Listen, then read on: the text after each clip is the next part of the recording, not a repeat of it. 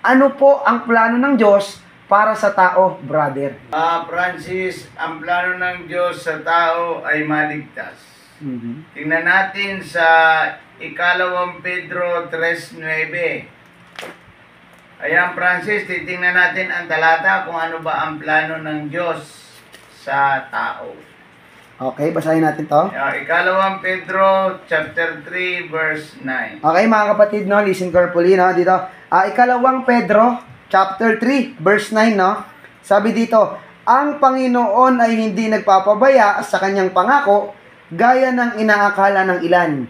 Sa halip, nagbibigay siya ng pagkakataon sa lahat sapagkat hindi niya nais na may mapahamak, kundi ang lahat ay makapagsisi at tumalikod sa kasalanan. Ayan, yan ang plano ng Diyos pala sa atin eh. Hindi niya pa tinutupad ang kanyang pagdating muli, yung second coming, para kunin tayong mga Kristiyano. Dahil ang lahat ng tao, binibigyan niya pa ng pagkakataong makapagsisi at tumalikod sa kasalanan. Yan talaga ang layunin ng Diyos eh. Kasi ayaw ng Diyos na may mapahamak sa impyerno. Amen. Gusto ng Diyos ay maligtas tayong lahat.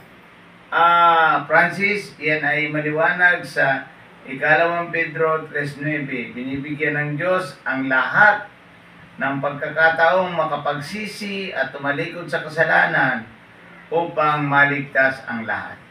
Yan ang plano ng Diyos sa tao.